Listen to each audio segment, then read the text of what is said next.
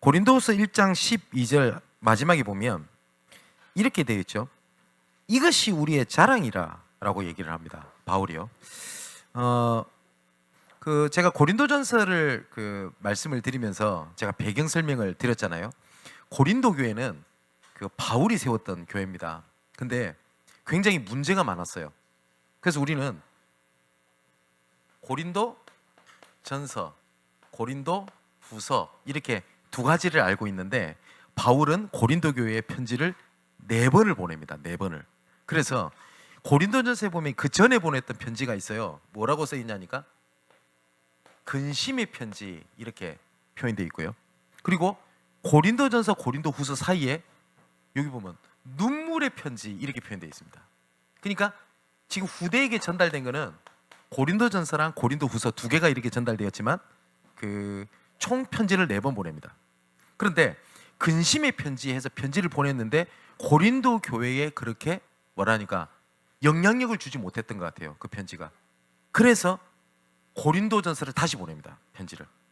그런데 고린도전서를 처음에 보냈을 때도 고린도 교회에 반응이 없었습니다. 그래서 눈물의 편지. 근데 바울이 그때 진짜 눈물을 흘리면서 편지를 보내요. 그런데 이 편지를 읽고 드디어 고린도 교회가 반응을 보이기를 시작을 했습니다. 회개를 하고 하나님 앞에 돌아오게 됐어요. 그래서 내가 너희들한테 이제 갈게 라고 편지를 쓴 게 고린도 후서입니다. 이해가 되시죠? 그 배경 속에서 뭐라고 하냐면 이것이 우리의 자랑이다 라고 하면서 12절에 이렇게 돼 있어요. 거룩함과 진실함으로 내가 사역을 했고, 두 번째는 육체의 지혜가 아닌 하나님의 은혜로 했던 것이 우리에게는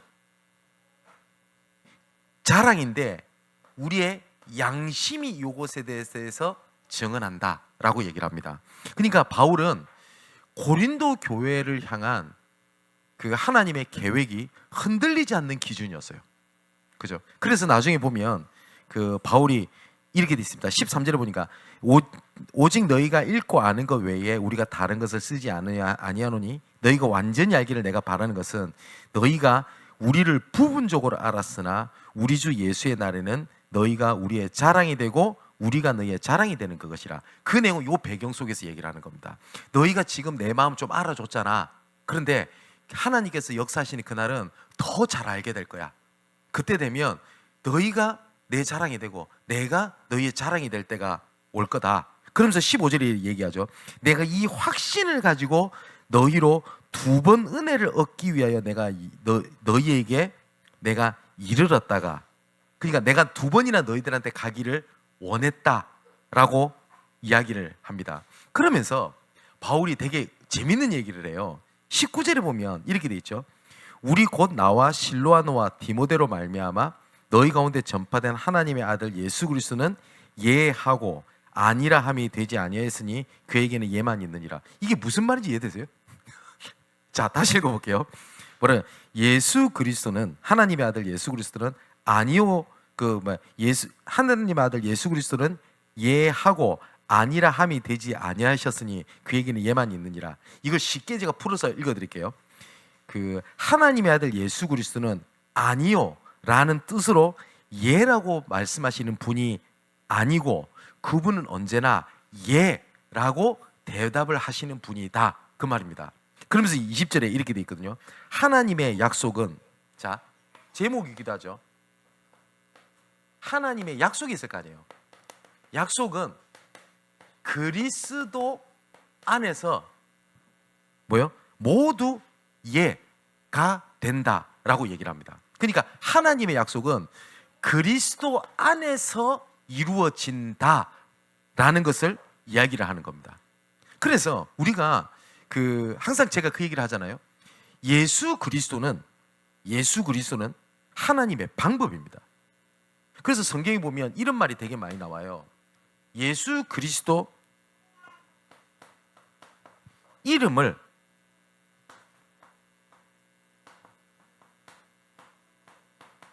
부르는 자. 그 말은 뭐죠? 믿음을 얘기하죠. 예수 그리스도 이름이 뭔지를 아는 거 아닙니까? 아까 말씀드렸듯이 여러분, 왜 예수 그리스도만 얘기하냐? 예수 그리스도가 하나님의 유일한 방법입니다. 여러 가지 방법 중에 예수님이 있는 것이 아니라 하나님의 유일한 방법이에요.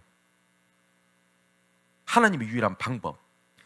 그래서 그 성경을 잘 보세요. 하나님께서 홍수를 일으켰을 때 구원받는 하나님의 유일한 방법이 뭐였죠? 방주 안밖에 없어요. 그죠? 그래서 뭐라고 말씀하시죠? 방주 안에만 들어가면 산다. 그죠? 죽음의 사자가 넘어갔을 때, 출애굽을 할 때, 출애굽기 12장 13절에 보면 내가 애굽 땅을 칠 때에, 죽음의 사자를 얘기하죠. 그 피가 너희가 사는 집에 있어서 너희를 위하여 표적이 될지라. 내가 피를 볼 때에 너희를 넘어가리니 재앙이 너희에게 내려 멸하지 아니하리라 라고 말씀하셨어요. 하나님의 유일한 방법은 그리스도 외에는 없어요. 그래서 구원은 예수 그리스도의 피밖에 없어요. 그래서 유일한 방법이 제사장이잖아요. 그죠? 그리고 우리가 찬양에도 보혈을 지나 하나님 품으로, 보혈을 지나 이런 표현하죠. 그러니까 하나님의 보혈이 아니고서는 하나님을 만날 수도 없어요. 그래서 나는 예수를 믿지 않는데 어느 날 꿈에서 하나님이 나타났어. 혹은 뭐 예를 들어서 내가 뭐 열심히 뭐 그냥 기도하는데 우연찮게 하나님이 뭐 천사를 보여서 하나님을 봤어. 그 하나님 아닙니다. 하나님은 예수 그리스도가 아니고서는 절대로 자기 자신을 나타내시지 않습니다. 그래서 우리가 성부 하나님, 성자 예수님, 성령 하나님 있는데 삼위일체 하나님이라고 하잖아요. 근데 우리는 항상 뭘 얘기하죠? 예수 믿으라 안 합니까? 예수 믿으라고. 그죠? 예수님을 통해서만 하나님을 만날 수 있어요. 그래서 제가 금요일 메시지도 좀 말씀드렸잖아요. 우리는 하나님을 믿는 겁니다. 근데 하나님을 예수 그리스도를 통하여 하나님을 믿는 겁니다. 그죠? 예수 그리스도를 통하여 성령께서 역사하시는 겁니다. 그래서 하나님의 유일한 방법이에요. 그리고 예수 이름을 부른다는 말은 그분이 유일한 길이기 때문에 그렇습니다. 요한복음 14장 6절에 내가 곧 길이요 진리요 생명이니 나로 말미암지 않고서는 아버지께로 올 적 없다. 그걸 보고 선지자라고 얘기를 하죠. 그리고 유일한 하나님의 능력은 그리스도에는 없습니다. 예수 그리스도 이름으로 말미암아 흑암이 무너지거든요. 그죠? 바울도 귀신을 쫓아낼 때 항상 뭘 얘기합니까? 예수 그리스도 이름으로 명하노니 라고 얘기를 하죠. 그분이 뭐냐? 사단의 머리를 박살낼 왕입니다. 그래서 로마서 6장 14절에 잘 보세요. 죄가 너희를 주장하지 못하리니 이는 너희가 법 아래 있지 아니하고 은혜 아래 있습니다. 죄라고 하는 건 행위를 뿐만 아니라 하나님을 떠나서 일어나게 된 모든 문제와 저주와 재앙이 죄입니다. 그죠? 그것이 너희를 다시는 주장하지 못하리니 왜냐? 너희가 은혜 아래 있기 때문이다. 그게 하나님의 유일한 방법입니다. 그래서 제사장, 선지자, 왕 이 세 가지를 담당하신 분을 그리스도라고 얘기를 하는데 그 그리스도가 바로 누구냐? 그 예수님이 그리스도예요. 이 세 가지 일을 노력으로 해결될 것 같으면 노력을 그리스도라고 믿으면 돼요. 응답 받으면 된다. 응답을 그리스도라고 믿으면 돼요. 그런데 성경은 그 예수가 그리스도가 되신다고 성경은 말씀하고 계세요. 그래서 그 예를 들어서 요엘서 2장 32절이라든지 뭐 사도행전 2장 21절 그다음에 로마서 10장 13절에 누구든지 주의 이름을 부르는 자는 구원을 얻으리라. 그 이름을 부르는 자입니다. 이름을 부를 때 하나님께서 그래 예 하고 일을 행하신다는 약속이고요. 예수 그리스도의 이름에 의한 자 그 사람에게 하나님께서는 예라고 응답을 하십니다. 그러면 조금만 내려놓으면 돼요. 동기 불신앙, 인본주의입니다. 우리가 완전히 동기를 없애고 완전히 불신앙을 없앨 수 있습니까? 우리 사람이? 안 돼요. 근데 하나님께서는 내가 진짜 동기를 안 가지려고 하고 그 다음에 그 불신앙을 안 가지려고 하는 그 중심 있죠. 그것을 하나님께서는 기뻐하세요. 그리고 응답을 하세요. 근데 보통 우리가 조금만 순수한 믿음을 가지고 있으면, 예수님께서 이런 말씀하시잖아요. 어린아이 같은 믿음, 그 순수한 믿음을 얘기를 하거든요. 여러분 그 우리 하온이 같이 어린 애들 있잖아요. 이때는 이런 애들 어디야 그 높은 데 올려놓고 아빠한테 뛰어내려 이러면 무조건 뛰어내립니다. 왜냐? 아빠는 이 그때 당시에 순수한 믿음은 뭐냐? 아빠는 전지전능해요. 어린아이 입장에서. 근데 이제 하랑이만 되면 뛰어내리라면 안 뛰어내릴걸요. 그때부터 뭔 생각이 들어가냐? 아빠가 못 받으면 어떡하지? 그죠? 아빠도 나이가 들었는데 아빠가 허리 났다가 나타나면 어떡하지? 나가면 어떡하지? 이 생각이 들잖아요. 근데 실제로 현장에서 사역을 하다 보면 렘넌트들이 보면 응답을 잘 받는 경우들이 되게 많아요. 왜냐하면 순수해요. 예를 들어서 현장에 전도 캠프를 가잖아요. 그러면 어른들은 조금 동기가 들어갑니다. 응답이 있었으면, 증거가 있었으면, 그죠? 그래서 내가 가서 캠프 현장에 가서 뭐 좀 응답이 오면 어깨 힘주고. 근데 렘넌트는 그런 거 없어요. 렘넌트들이 교회 부흥, 열매 이런 거 생각 안 하거든요. 스페인에 전도 캠프를 갔을 때입니다. 단 한 번도 전도 캠프를 간 적이 없는 나라 스페인 발렌시아라는 지역. 거기를 누가 갔냐? 렘넌트 50명이 갔어요. 그런데 통역을 몇 명이냐? 딱 2명 준비되어 있어요. 스페인어 통역이. 근데 50명이 갔는데 2명 갖고 어떻게 합니까? 맞죠? 그리고 이 50명 중에서 단 한 명도 실제로 복음을 전해보낸 거 없어요. 그 소식을 들으니까 암울할 거 아닙니까? 그죠? 그래서 제가 스페인에서 그 전도교회를 진행하라는 제가 오더를 받고 프랑스에서 사역을 하고 이제 스페인으로 넘어갑니다. 넘어갔을 때 제가 보고를 받아요. 행정간사한테. 목사님, 통역자 2명 준비되어 있답니다. 그럼 우리 몇 명 가는데? 50명이 넘는데요. 어쩌라고? 그래서 제가 하나님 앞에 기도했어요. 기도하다가 제 마음속에 그냥 막연한 게 아니죠. 성경에 나오는 대로 하자. 첫 번째, 언어가 장벽이 돼가지고 전도운동이 멈춘 적이 없어요. 하나님이 필요한 방언이라 주실 거 아닙니까? 그죠? 사도행전 2장처럼 말씀대로 하면 된다. 그래 시작이 됐어요. 근데 저는 정확하게 기억하는 것이 뭐냐니까 50명이 와서 가는데 전도를 할 수 있습니까? 할 수 있는 게 없잖아요. 유일하게 복음을 전할 수 있는 키가 뭐냐니까 손가락 전도지. 손가락 전도지가 뭐냐니까 그 외국어로 써 있고 외국어 발음을 한국말로 써놨어요. 그리고 그 밑에 뜻을 썼어요. 뭐하고 갔냐니까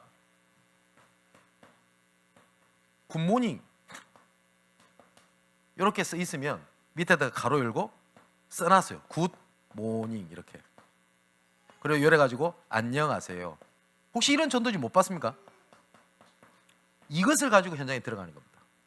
그래서 내가 애들한테 이런 얘기를 했어요. 렘넌트 모아놓고 우리 성경대로 하자. 언어가 장벽된 적이 없다. 단 한 번도 하나님의 구원 계획에. 근데 어떤 일이 벌어졌는지 압니까?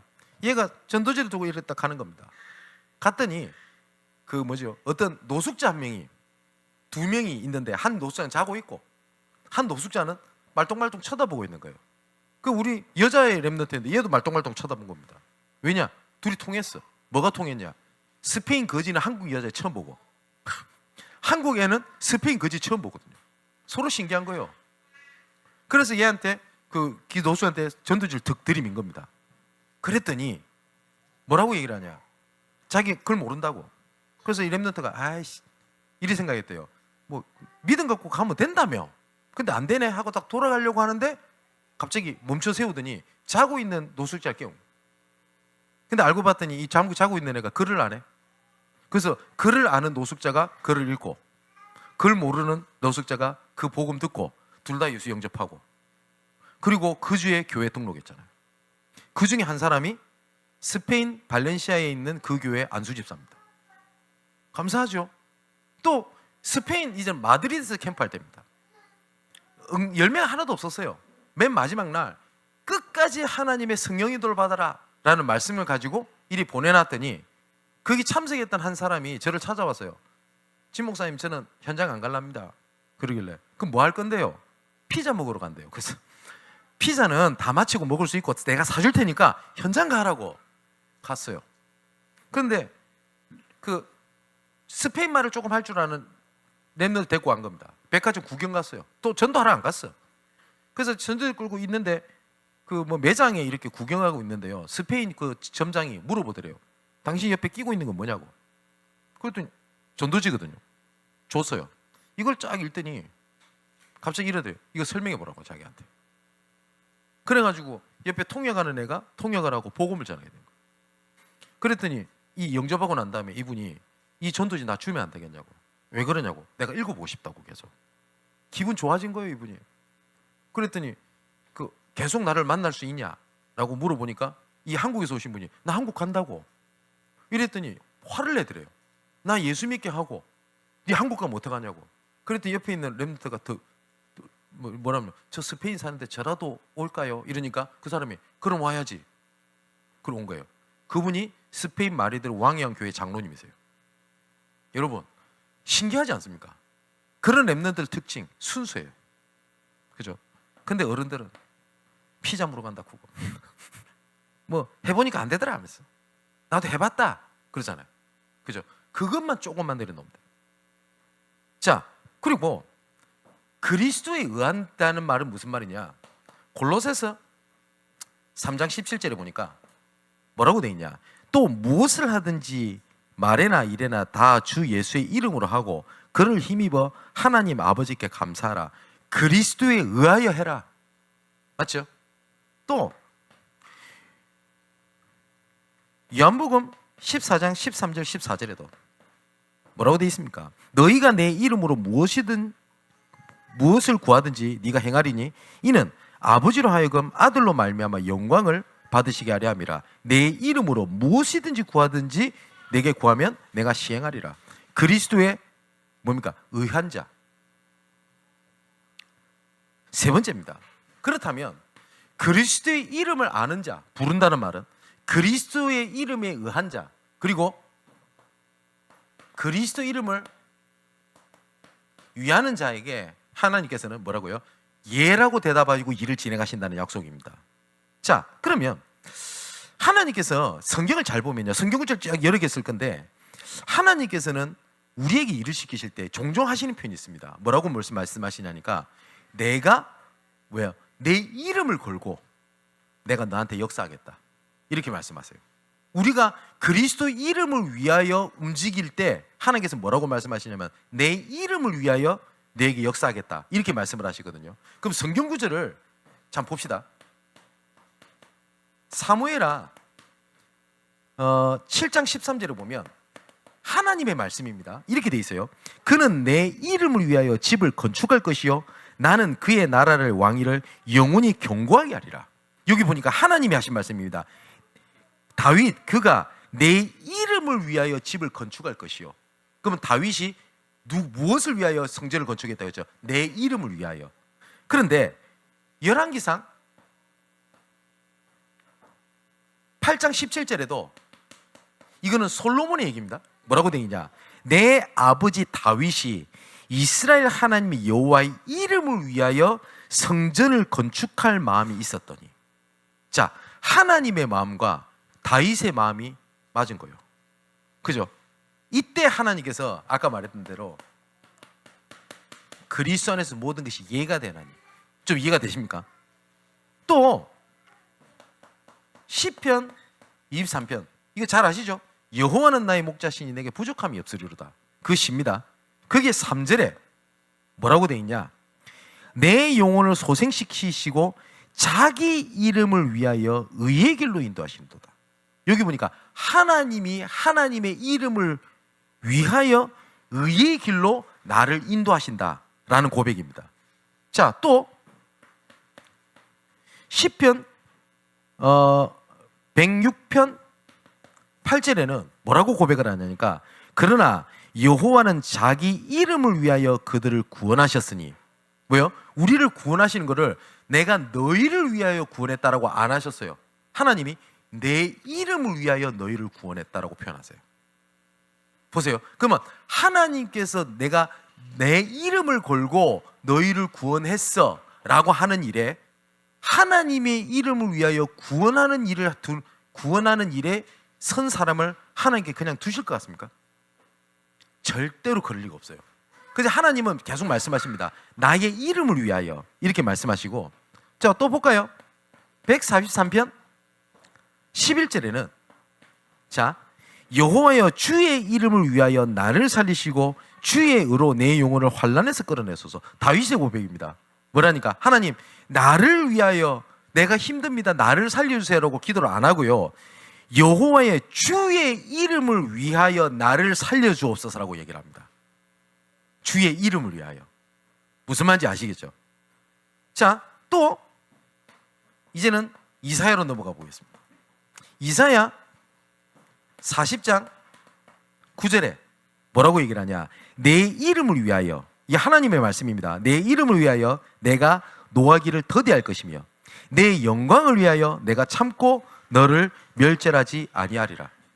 하나님께서는 자기 이름을 걸고 우리를 멸절하지 않고 참고 기다리시겠대요.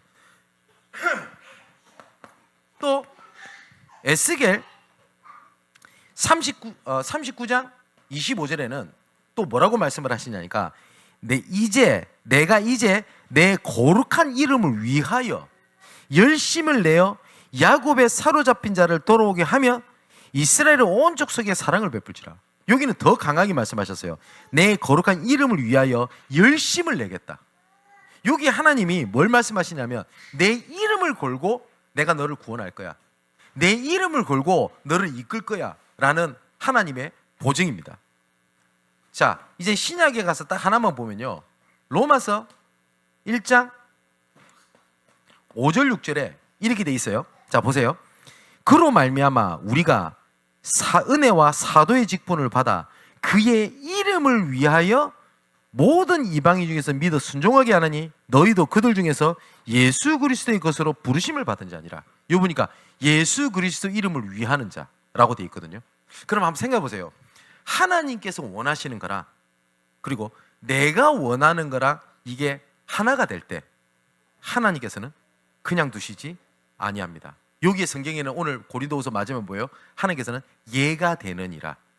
하나님의 모든 약속은 그리스도 안에서 예가 된다라고 말씀을 하십니다.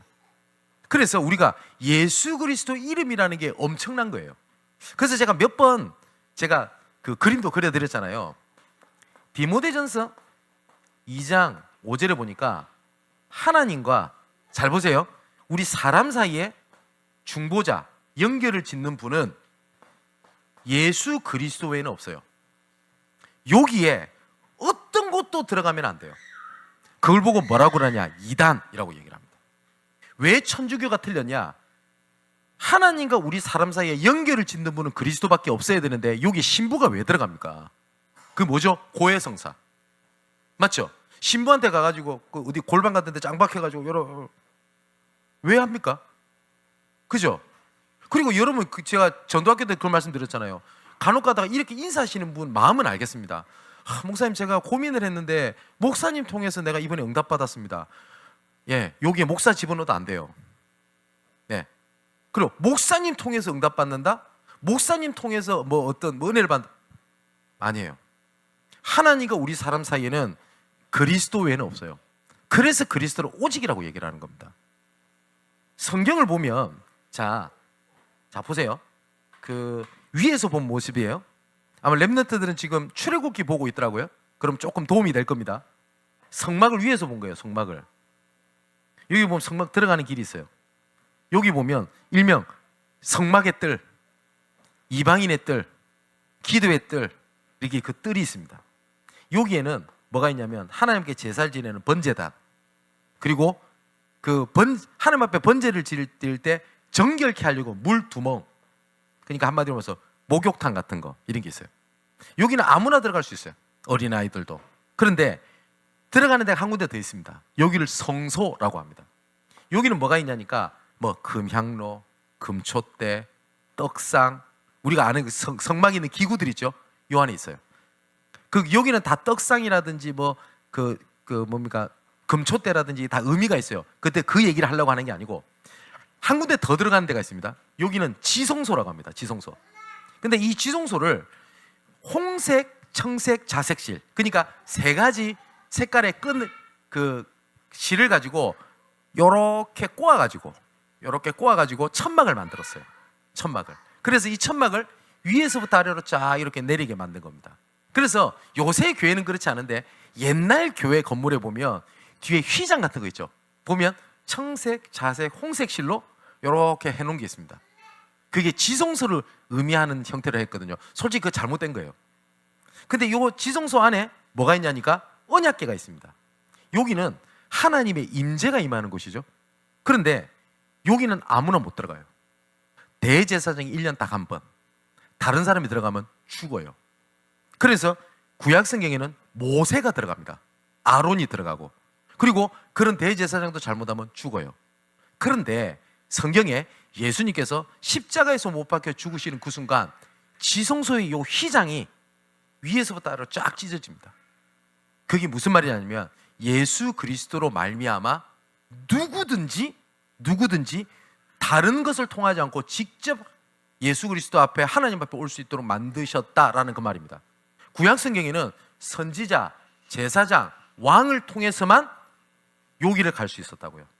그래서 요 중보자, 중간의 통로를 완전히 다른 것을 다 없애버렸어요. 그래서 바울은 로마서에 보면 하나님과 우리 원수가 된 담을 허물고 하나님과 화평케 하셨으니 이렇게 표현했거든요. 이해가 되시죠? 그래서 예수 그리스도만 하나님 앞에 갈 수 있도록 하셨어요. 그래서 우리도 기도할 때 예수님의 이름으로 기도합니다 라고 얘기를 하는 겁니다. 그래서 하나님의 약속은 그리스도 안에서 예가 되나니, 그게 오후 때 주신 말씀입니다. 자, 그럼 한 가지 더, 21절 22절에 보니까 우리 청년들이 조금 붙잡아야 될 게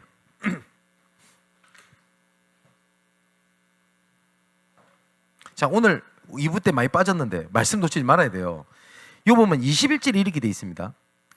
우리를 너희와 함께 그리스도 안에서 굳건하게 하시고 우리에게 기름을 부으신 이는 하나님이시니 라고 돼 있거든요.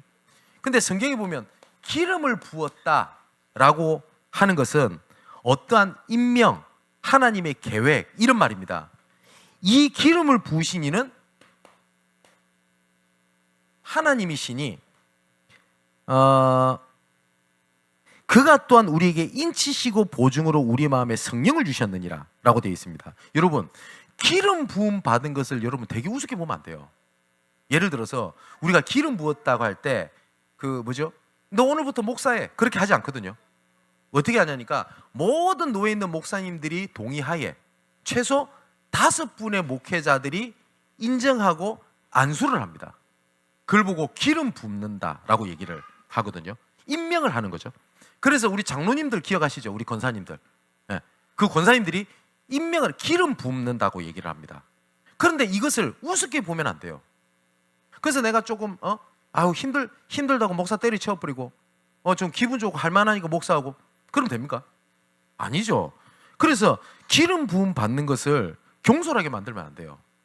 왜냐니까 기름 부음 받는다는 것은 하나님의 작정을 우습게 보는 게 돼요. 그래서 오늘 본문에 뭐라고 되어 있습니까? 하나님께서는 그리스도 안에서 굳건하게 이래 되어 있거든요. 발판입니다. 그리고 그 발판을 가지고 뭘 하시는 거냐? 기름을 부으셨다라고 하는 것은 계획이 있다는 말이거든요. 하나님께서는. 그러니까 내가 어쩌다 보니 내가 교회에서 교사가 됐구나, 어쩌다 보니 내가 권사가 됐구나가 아니라는 겁니다. 근데 여기에 오늘 본문에 보니까 인치셨다라고 돼 있죠. 이게 무슨 말이냐니까 여러분, 보통 계약서 보면 이름 쓰라고 하고 가로 열고 뭐라고 돼 있죠? 인 돼 있죠. 예, 그걸 얘기합니다. 인치셨다는 말은 하나님의 도장을 얘기합니다. 하나님의 무슨 말이죠? 하나님께서 확실하게 찍어 놓은 겁니다. 여러분, 인간 도장을 함부로 사용하면 안 됩니다. 그죠?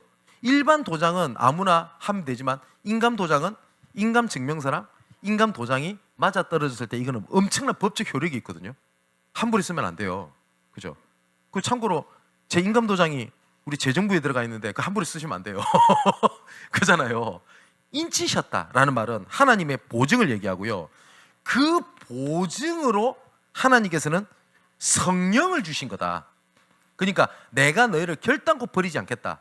내가 너희를 결단코 내가 무조건 함께 하겠다. 너를 통한 계획이 있다라는 증거로 성령을 주셨는데 그 성령께서 내주하시고 인도하시고 충만하시고 역사하시는 걸 얘기를 합니다.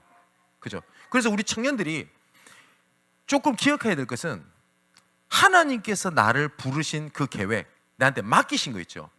그 안에 하나님의 인치심과 그리고 하나님의 보증된 것을 찾아내는 영적인 훈련이 진짜 필요해요. 그래서 내가 교사로 임명을 받았다? 아니 뭘 임명을 받았다는 것을 아우 내가 할 수 있다, 못하겠다, 내가 된다 안 된다 그렇게 경솔하게 생각을 하면 안 돼요. 정말로요. 그리고 조금 11절로 돌아가 볼게요. 11절을 보면 바울이 이렇게 얘기합니다. 너희도 우리를 위하여 간구함으로 도우라 라고 얘기를 합니다. 그러면서 뭐라고 얘기하냐, 이는 우리가 많은 사람의 기도로 얻은 은사로 말미암아 많은 사람이 우리를 위하여 감사하게 하려 함이라 라고 얘기를 하거든요. 그러니까 바울은 여기서 뭐라고 얘기를 하냐니까 돕는 기도를 얘기를 하는데 쉽게 설명하면 이거예요. 많은 사람의 기도로 얻은 선물로 지금의 나 자신이 있는 거야. 내가 하나님 앞에만 은혜를 받은 게 아니라 너희의 많은 기도와 너희의 은사, 선물로 지금의 내 자신이 있는 거야. 이젠 이것을 똑같이 기도로 희생과 헌신으로 내가 했고 너희들 똑같이 그런 희생과 헌신 속에 같이 있자라고 하는 그 기도를 얘기를 하는 겁니다. 그죠? 그래서 오늘 오전에 말씀드렸던 것처럼 조금 알아들어야 돼요. 뭐냐니까 하나님께서 나를 부르신 거는 그냥 나를 부르신 게 아니에요. 분명히 나를 향한 계획과 목적과 하나님의 방향이 있거든요. 이걸 보고 천명, 소명, 사명이라고 부릅니다. 그죠? 근데 이렇게 물을 수도 있어요. 목사님, 저는 도대체 그게 뭔지 모르겠습니다. 몰라도 돼요. 당장 있다는 사실만 알고 있으면 하나님께서 그 내용을 알게 하십니다. 그 내용이 뭐냐? 말씀 속에 있다 보면 뭐가 보일 거냐니까 보는 게 달라져요. 망대. 그죠? 그 방향을 갖고 있으면 내 여정이 다르게 보여요. 자, 보세요. 보는 것을 어떤 것을 보냐에 따라서 내 인생의 여정이 다르게 보여요. 그리고 선택이라든지 아니면은 여러 가지 나타나는 모든 것들이 하나님의 계획을 이루는 방향으로 내가 선택하고 움직입니다. 그걸 보고 이정표라고 얘기를 해요. 자, 사람이 뭘 보냐가 그렇게 중요합니다. 그래서 제가 종종 말씀드리잖아요. 상처에 이 망대를 세워버리면 모든 걸 상처 중심으로 봅니다. 제가 몇 번 말씀을 드렸죠. 어떤 친구는 항상 잘 보세요. 영적 문제의 특징이 있습니다. 영적 문제의 특징은 반복이에요. 그래서 내가 영적인 싸움을 싸울 수 있는 종교시 뭐냐면 내가 반복과 습관적으로 나를 무너뜨리게 하는 사단의 틈이 뭔지를 잘 보세요. 그러면 그 부분에 대해서 내가 방어를 하고 공격을 하고 내가 속지 않을 수 있어요. 그죠? 그걸로 보면 그 망대로 보입니다. 똑같은 자리에서도 보세요. 쓰레기장이 있는데 망대를 세워보면 쓰레기장이 더 넓게 보여요. 근데 똑같은 장소인데 방향을 틀었더니 여기는 경치 좋은 바닷가라. 그죠? 그래서 똑같은 현장에 갖고 똑같은 직장에 있고 똑같은 교회를 다니는데 어떤 사람은 쓰레기장을 보는 사람이 있고 어떤 사람은 경치 좋은 걸 바라볼 수가 있어요. 무엇에 망대를 세우냐는 거거든요. 그죠? 그래서 오늘 주신 말씀처럼 하나님이 나를 그냥 나만 부른 게 아니구나. 나를 통한 전체를 살린 계획이 있는 거구나. 그게 뭘까? 그 망대. 그러면 하나님 보게 하십니다. 그러면 삶이 달라져요. 그죠? 그걸 보고 이정표라고 합니다. 그게 내용을 하나님 보게 하십니다. 또 두 번째는 지금 내 현장에서 일어나는 일 있잖아요. 현실, 상황, 지역, 요 하나님께서는 그 현장을 보내신 이유는 하나님께서 보여주신 것을 확인할 수 있도록 하나님께서 허락하신 뭐라고 표현할까요? 경기장이라고 표현해야 되나요? 하나님께서 그렇게 만들어 두신 거예요. 근데 우리가 생각할 때는 나는 아직 내 문제가 이렇게 많고 괴롭고 뭐가 어떻고 뭐가 어떻고 해서 할 수 있는 것이 없다라고 얘기를 합니다. 그런데 그렇지가 않아요. 그렇죠. 제가 여러 번 간증했으니까 우리가 저랑 오래 있었던 분은 이해할 거 아닙니까? 제가 필리핀 바교라는 지역에서 어떤 여자 청년 하나를 만납니다. 그때 청년 아니지, 어린 여학생. 근데 얘는 너무너무 큰 상처를 가지고 있어요. 뭐냐? 자기 친아버지한테 몹쓸 짓을 당해요. 어떻게 했습니까? 모든 상처가 그거 중심으로 다 봐요. 그러다 보니까 여자의 입장에서는 세상에서 제일 믿을 수 있는 남자가 누구죠? 그렇지, 대답 나왔어요. 아빠죠. 그죠? 오빠가 아닙니다. 그래서 여러분 여자분들 절대 오빠 믿지 마세요. 예, 믿을 수 있는 사람이 아빠죠. 근데 아빠한테 그런 일을 당하니 얘한테는 뭐예요? 모든 남자는 쓰레기라. 목사님도 쓰레기, 다 쓰레기예요. 그래서 제가 박유를 처음 만났을 때 전 전도사로 간 거 아닙니까? 사역자로. 저를 쓰레기 취급해요. 그런데 이 사단이요, 얘를 끝까지 끌고 가면 겁니다. 근데 참 감사하죠. 하나님의 은혜가 임했어요. 그때 한 가지를 질문한 거예요. 하나님이 살아계시다면, 얘 분노는 그거였어요. 교회를 다녔던 애기 때문에 하나님이 살아계시다면 왜 나한테 이런 일이 있을 수밖에 없냐? 맞잖아요. 하나님이 살아계시다면 이거 왜 못 막냐? 나 하나님 자녀인데. 맞잖아요. 그런데 얘가 어디서 보게 되냐니까 현장, 학교를 간 겁니다.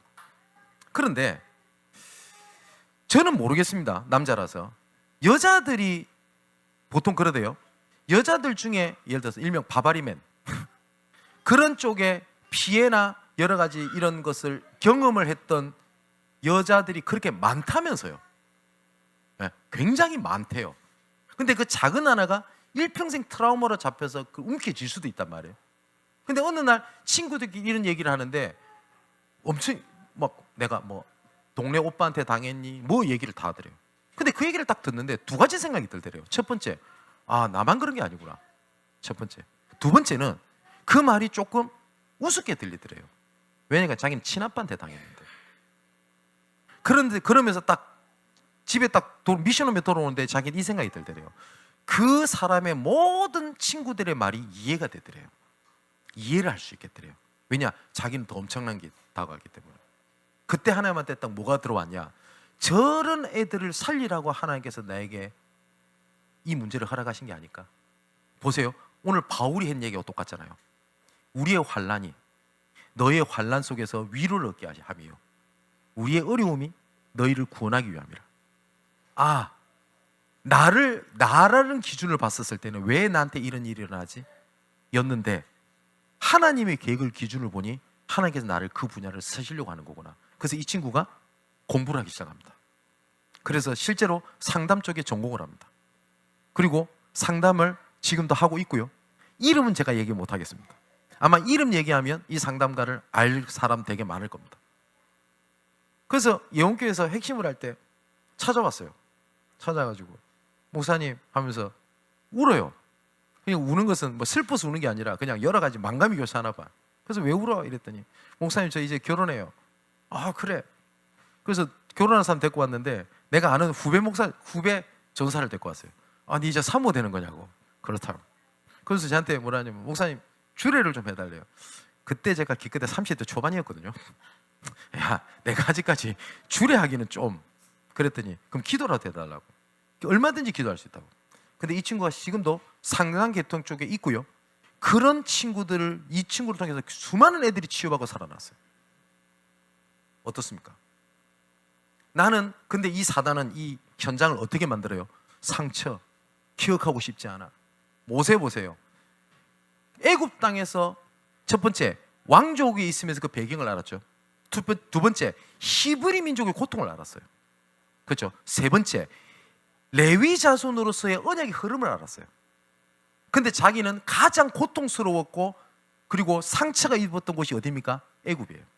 근데 하나님이 뭐라고 하죠? 애굽으로 가라. 그랬더니 이 말 처음에 모세가 못 알아듣잖아요. 뭐라고 얘기를 하죠? 보낼 사람 보내세요. 내 같은 사람이 됩니까? 근데 하나님의 은혜가 임했어요. 그랬더니 출애굽을 위하여 완벽하게 준비된 사람이 누구냐? 모세였어요. 그래서 제가 이런 얘기를 할 거 아닙니까? 목사님, 저는 아무도 갖고 있지 못하는 문제를 갖고 있습니다. 그런 사람이 있을 겁니다. 남한테 말도 못하고 어쩌면 나만 갖고 있는 문제일 수도 있습니다. 자, 이렇게 얘기한 사람 이 자리에 있지 않습니까? 그래서 제가 이렇게 얘기했거든요. 내가 진짜 어마어마한 시대적 문제를 갖고 있다는 말은 하나님께서 시대적 해답을 주시겠다는 사인이고, 그 시대적인 일에 증인으로 쓰시려는 하나님의 계획이다. 이걸 모르면 요 문제에 내가 일평생 사로잡혀야 돼요. 그죠? 그 돕는 기도를 해라. 그 돕는 기도 속에서 이것을 가지고요, 영원히 지속할 뭘 만드는 거냐? 시스템을 만드는 겁니다. 우리 청년들 조금 기억하셔야 됩니다. 뭐냐니까 여러분, 한 가지를 조금 잔소리 아닌 잔소리를 하자면, 여러분 전도운동 하려고 그러잖아요. 현장 얘기를 했는데, 현장에서 내가 다락방을 하든 지교회를 하든 전도운동을 하고 싶어하는 사람들 되게 많거든요. 근데 안 되는 사람의 여러 가지 이유가 있겠는데, 그게 뭔지 알아요? 현장의 시간표와 계획에 나를 맞춰야 되는데, 나 시간표 속에서 현장 시간표를 맞추려고 하니까 안 되는 거예요. 이 말 이해되세요? 한번 예를 들어 볼게요. 한 번씩 저한테 이렇게 전화 오는 사람이 있습니다. 목사님 좀 만나주세요. 목사님 시간이 언제 됩니까? 라고 물어보면 제 언제 됩니다라고는 제가 대답하지 않습니다. 반드시 물어봅니다. 언제가 편하고 언제를 원하냐고. 그러면 그 시간에 맞춰요. 근데 그 시간에 맞추려니 내가 잠을 줄여야 될 것 같아요. 그럼 잠을 줄여야 돼요. 맞죠? 요 시간을 맞추려고 하니 밥을 굶어야 돼. 그럼 밥 굶어야 돼요. 맞죠? 요 시간에 내가 조금 손해볼 게 있어요. 그럼 손해봐야 돼요. 그래야 올바른 현장 사역을 할 수 있어요. 근데 대부분 내 스케줄에 맞춰서 보니까 현장 갈 시간이 안 되네? 이 사회 갈 시간이 안 되네? 대부분 그렇단 말이에요. 제가 말하는 건 시스템은 그걸 얘기를 하는 겁니다. 우리 청년들이, 이거는 청년들 일 많이 해라, 헌신 많이 해라, 제가 그 얘기하는 것이 아니라는 거 우리 청년들 너무너무 잘 알 겁니다. 제가 항상 얘기하는 거, 청년의 때는 일을 많이 해야 될 때가 아니라 은혜를 받아야 될 때라고는 제가 입버릇처럼 얘기하죠. 그죠? 근데 이 방향은 올바르게 잡고 있어야 됩니다. 그래서 바울이 하는 얘기입니다. 나를 도와라. 그리고 너희들 기도로 내가 도움을 받았듯이 나도 너를 위해서 이렇게 돕고 그런 사람을 또 만들어내라 라고 얘기를 한 겁니다. 중요한 응답이 여러분들에게 넘치게 되기를 주님의 이름으로 축원을 드립니다. 기도합시다. 하나님께서 말씀을 통하여 주신 언약은 그리스도 이름을 부를 때, 그리스도 이름에 의할 때, 그리스도 이름을 위할 때 모든 것이 이해가 되는 줄 믿습니다. 이 시간 누구든지 주의 이름을 부르는 자에게 내가 여기 있다 어루만지시고 위로하시며 세움을 얻게 하시는 하나님의 치유하심이 넘쳐나게 하옵소서. 그리스도 안에서 우리를 굳건하게 하시고 인치심과 보증으로 주신 성령의 인도와 충만과 역사하심이 한 주간 삶 속에서 나타나 많은 사람의 기도로 얻은 은혜를 또 다른 사람을 위한 기도로 돕는 자로 은혜가 더욱더 넘치게 하여 주옵소서. 이 모든 말씀을 하나님의 모든 약속의 예가 되시는 예수 그리스도의 이름으로 기도합니다. 아멘.